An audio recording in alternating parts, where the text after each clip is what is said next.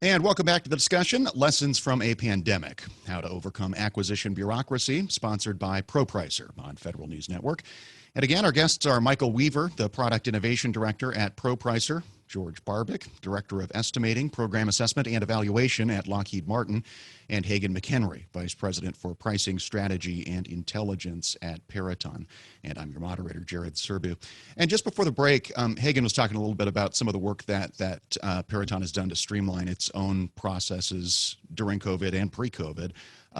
Michael, that's exactly the business that ProPricer is in. Maybe talk a little bit about what you have done, the work that you have done with these companies and others to help, again, streamline their processes, standardize their processes. Well, one of the big areas for us is to take feedback from the customer community. So that includes the people that we currently work with, the people that have turned us down in the past, to try to really understand what the needs are, what the pain points are, and the use cases for features in the application. So one of the areas that we've really tried to focus on is that interaction between government and industry.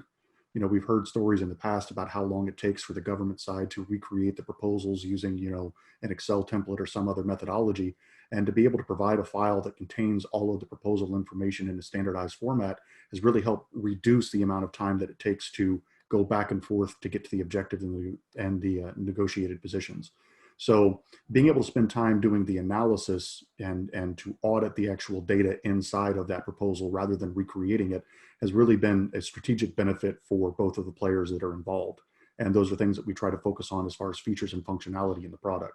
We've had in the past, we've had great feedback from both sides about how we've been able to streamline that process and to make it easier for the two people that are the two sides that are involved to get together and really get hammered down on the points of what the level of effort is going to be, what the costs and what the rates are, rather than spending time trying to figure out how those costs are built up. So from an auditability standpoint, when you bring in DCMA and DCAA, for them to be familiar with the structure and the format, for the government agency to have sort of a standard layout to look at, no matter who's submitting proposals, and for industry themselves to be able to take a singular product that's a COTS product and to be able to implement it and standardize their processes internally. It makes it much easier for them to move their personnel around and allow them to work sort of in any group or department that they need to build proposals. And George, for a company like Lockheed that obviously has many, many different lines of business, how important is that standardization that Michael talked about? So let me talk about that a little bit. When I've been in this job as a director of pricing and estimating PA&E for 11 years. When I first came into this job, we had a number of, we didn't have ProPricer on board with us. We had a number of different pricing engines. We had a number of different efforts where people were going to go forward and ask for money to develop their own pricing tool. And one of the things we did as we looked at that, we said, boy, we've got, not only are we going to spend a lot of money developing this tool, but supporting this tool and doing all these other activities. And so we started looking at, are there things that we could purchase off the shelf, like ProPricer? So we did the evaluation, we evaluated against external tools, internal tools, and ProPricer won that competition. And one of the things, so we started standardizing our tools. So we didn't have this huge footprint of support. We had this one tool, and ProPricer is 75% in 75% of our businesses. We have other tools just in case as backups, but it's been ProPricer. So for example, the standardization, the reports, things like that across the corporation. So now our proposal, some of the criticism, well, everything looks different. So there's more of a standardization. So from a government standpoint, their evaluators, they can pick up these proposals and they say, okay, they use ProPricer, here's where it was, here's it done. I understand this. I have a better understanding of what it is. And also from our workforce standpoint, if say we get a surge in one business area and they need additional people from somewhere else to support something, you're taking that person, instead of having to retrain them on the jargon, the tools, you can plug and play people right away. So I think that's a huge benefit. And I'll give you an example, real life example. We just went through a full estimating audit across our entire corporation. And so we had to look at everything. So one of the things we did, we said, let's pick the commonalities. So some of them were the tools, and ProPricer was one of them. So we were able to meet with DCA through the audit, explain them, and everything's in place like Michael talked about. It's done this, it's got these protections, here's what it is. So we did it one time instead of doing it 100 times with all the different spreadsheet tools like Michael. talked about different things that they'd have to look at, evaluate, analyze, and that really streamlined. We were able to do a complete audit in 12 months, which is almost unheard of. And again, it talks to our government customer, DCA, being able to work effectively with us and communicate and the transparency. But having a tool like that was so helpful. In addition, the cost of a ProPricer, the speed of ProPricer has been outstanding for us. I'm not getting paid for this, but it has been a huge benefit to the corporation to have this tool in our toolkit and to be able to utilize it. And so I think this also helps with the speed of our proposal. Like I said, the accuracy of our proposals, and ProPricer has done a really good job of being responsive to everything that we've asked them to do. If we've asked them, hey, this is something we really think is important, they've done that.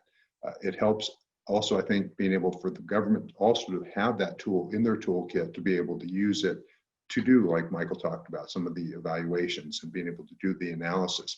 And it helps, not only does it help our folks because of the speed, they can do more analysis, and I think also on the government side, being able to pick up the tool and be able to use it and do the analysis that they need to do to get to source selection, to get to contract award, to get to contract go ahead. I think all of that's very important. Let's switch to Hagen on that similar point, though. What have these sort of modern tool sets done for you? Once you incorporate those sorts of things into your day-to-day operations, what does it do for you in terms of productivity and output? Yeah, absolutely. We implemented ProPricer just this past year, and it was part of a larger project to redesign and re-implement pricing at Peraton. So it was in conjunction with a new estimating system, new policies and procedures. And so what I will say, we had a 400% increase in output per pricer per year. And so that's it's been a large part due to some of the things that ProPricer has been able to allow us to do, which is standardize internal and external reporting. We saw that there was a lot of time being spent building, presentations, building reports for different lines, different people, and we were able to kind of bring ProPricer in and standardize that, so that now when we do a proposal, we have enough, we put enough into what should a report look like, and we're able to just press a button at the end of the pricing exercise to generate that report, and it saves us a tremendous amount of time on the back end, and it allows us to really focus where the attention should be, which is understanding whether our proposals are compelling and accurate. And so that's that analysis has been able to be increased, while the sort of mundane tasks, ProPricer just sort of handles it.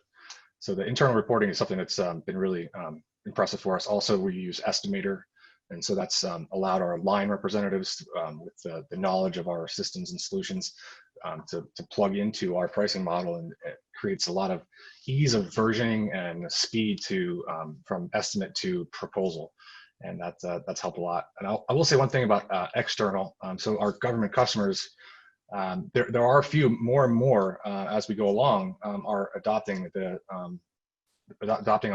allowance of ProPricer reports for price proposals. And when they do that, it really just cuts our production in half. We don't have to spend time taking information out of ProPricer and formatting it in a certain way into a certain type of proposal, generating all this backup data. We just essentially zip our one file over, and that's I think that has tremendous promise for the future of contracting. If we could spend less time doing these tasks that don't add value and more time doing tasks that add value, the analysis, the data, is it compelling, are our solutions the right ones for our customers? That's where we want to spend our time.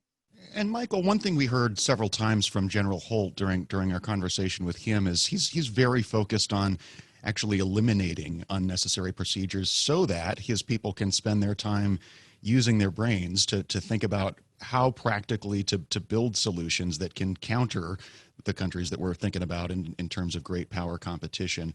And I'm just curious for your observations on the government side, how effectively they've been able to use technology tools to the extent they still have processes they must complete, which there are many, how they've been able to streamline those with technology. Well, I think that they're doing a better and better job all the time. Any of the places where they can automate procedures, so not having to, hand jam in numbers or copy and paste data or manipulate and format automatically when there's a product with a function that does those things for them, then it's not about doing some sort of data entry aspect to it. You're eliminating all of those processes and procedures that really anybody can do, and you're translating that into them being able to specialize in what they do. So being able to look and evaluate at all of the numbers and the inputs to be able to determine what's good, what's bad, and to actually have a discussion with their vendor about the things that they like and the things that they don't. So anywhere that you can automate processes and streamline the back and forth communication between people, I think just adds a lot to the value of whatever contract you're looking at, because you're really getting to drill down into the costs of things and the buildup of things and the time that it's going to take to accomplish things, rather than spending weeks and months recreating data or trying to send it back and forth to find out what the common answer is. George, I want to come back to something that you mentioned before the break, which is that you've really seen an uptick in the, I think, both quantity and quality of the communication that Lockheed has had with the government. What does that actually look like? Can you maybe give me some examples of what things looked like pre-pandemic and post-pandemic in terms of that communication aspect? Well, I think, what we've seen is, because you're not face to face, the open and transparent communication. So instead of, one side sitting on information and not sharing that information, I think we've gone as much as possible to make sure that we're communicating as well as possible. So things that may have kind of boiled over or you didn't hear about until it was too late to react. I think what we're seeing now is, if industry has an issue, we're sharing that with our government customers. If they have an issue, we're sharing, or they're sharing it with us, so we can get to solutions quicker and faster. And I think that's really been what I've seen. It's just the increase in communication, making sure that we can address issues before they become bigger issues, and tamp them down there and keep everything moving forward. I think it's, everybody realizes, you have certain things you have to do from your standpoint, but we're all one team really working towards, really get to the solution. So that's part of what I've seen. Jared, you mentioned, I'm kind of bouncing on topics here, but we talked about, and Michael did a nice job about talking ProPricer and the things the government's doing. And one of the things that we've seen also from the COVID-19 is the OSD CAPE and looking for information. And they've really, with their CADE initiatives, which is looking at how do you get data quickly into the right people's hands. I think there's been a lot of good innovation there, and even with COVID-19, trying to integrate that. So I've seen the government do a lot of really good things of trying to wrap their arms around what's going on. And as we're all trying to figure this out, I appreciate that from a taxpayer standpoint, what the government is also trying to do in some of the different areas, as well as, the standardization of tools that we talked about. Down to about our last minute here. And before we close, Hagen, I wanted to turn to you on this because your company is very heavily involved in classified type work. We have paid so much attention during the course of this pandemic to how impressed we all are that we've been able to switch to a remote work environment. But there's a lot of work that still has to get done in SCIFs, and a lot of people in the workforce that don't have the option of teleworking. How have your folks that really don't have that option navigated through this? Yeah, absolutely. I think, we have a lot of mission essential employees that still go in every day bravely. While the rest of us are sort of able to work remote, they still have to do their jobs in an environment, in an area in which they're around other people. We have done the best we can to make sure that we implement the regulations, the guidelines, the social distancing, the spacing, the cleaning of our SCIFs. But I think one of the most important things that my company has done to sort of help and support those brave men and women who still go in on a daily basis is we created a business continuity team. And so we just bolster the communication. There has been cases where someone has gotten COVID, and being able to quickly distribute that information to make sure that other folks are quarantining if they were around that person.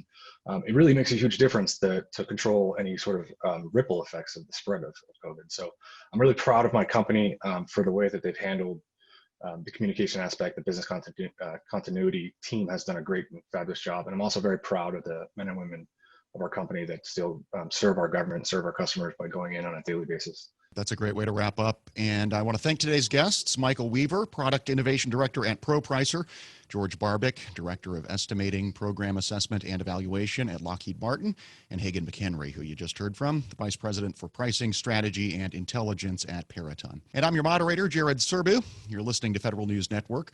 For more on this discussion, visit federalnewsnetwork.com and search ProPricer. Thanks again for listening.